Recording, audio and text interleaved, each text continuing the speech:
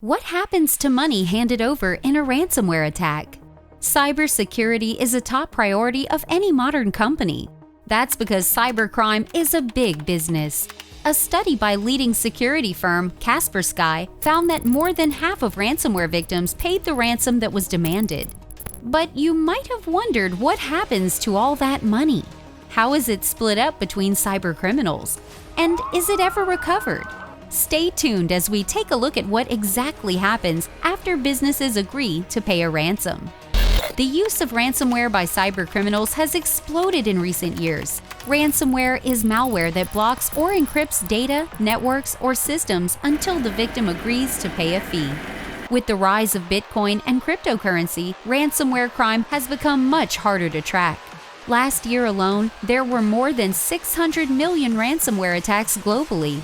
It's driven by a huge dark web economy that sells tools for cyber attacks and access to the private data of companies. With these weapons, it's getting easier and easier to launch attacks. And it's not individuals running these attacks. 4 out of 5 ransomware attacks are big operations, run by organized crime groups. The days of the mafia extorting shopfront businesses are long gone. These days, you are more likely to be extorted if you have an online store or business. Lose-lose. So, if you get your files held hostage, what do? Well, even if businesses do pay up, there's no guarantee that their problems will go away. Normally, victims are given access to a decryption tool that will grant them access to their data again. But reports have found that less than 1 in 10 organizations who pay the ransom actually recover their data. And even worse, the decryptors are painfully slow. The average time is 23 days. And any business locked out of its files for 3 weeks is going to take a serious hit. For small businesses, it can be catastrophic. They often don't have enough to pay the ransom and can't afford to lose precious working time recovering from the attack. That's why 60% of small businesses go out of business after being targeted by a cyber attack. Months are spent cleaning up and to try and find the vulnerabilities that left them exposed in the first place. That's why more than 3/4 of victims are attacked again. If the same vulnerabilities are left open, then nothing is stopping the same thing from happening again. Fool you twice, shame on you. If you need professionals to protect your business from ransomware, CyberMarket is the perfect place to look. We provide a platform to connect with consultants for all your cybersecurity needs. Penetration testing, cyber risk assessment, cloud security, plus much more. Visit the website in the description and get in contact if you want to know more. Taking a cut. The dark web economy works just like the regular economy. Hacking groups often hire freelancers, developers, and workers who help carry out their attacks. For example, the Russian ransomware gang known as DarkSide claimed around $90 million in Bitcoin from their operations, but an estimated $75 million went to their affiliates while they claimed $15 million themselves. Sure, that's a massive amount of money, but it also shows how expensive it is to run these operations. There are so many levels to ransomware cybercrime and different departments too.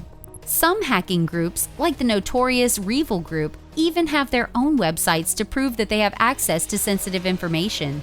They also use them to communicate with their victims. When Oil India's systems were shut down earlier this year by REVIL, the group posted threats of releasing confidential data until the ransom was paid.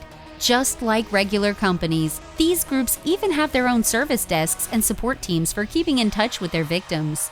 When travel management company CWT paid $4.5 million to a ransomware group in 2020, the negotiations were publicly viewable on their website. The whole world was able to watch the company try and bargain with their hostage takers and eventually set up payment. Recovery. Sometimes, ransom paid by victims can be recovered by authorities. That's what happened after Colonial Pipeline was targeted by cybercriminals in 2021.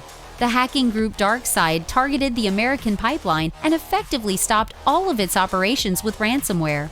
Hackers gained entry through a single compromised password and installed ransomware, which caused chaos in the country.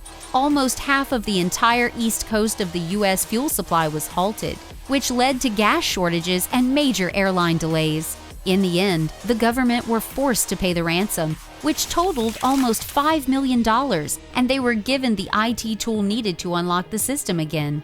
But almost a month later, the Department of Justice revealed that they were able to recover more than $2 million of the ransom from a Bitcoin wallet used to process the ransom. When asked, the FBI wouldn't disclose exactly how they gained access to the wallet, but did say that hackers often use American-based software or infrastructure, which may have given them access.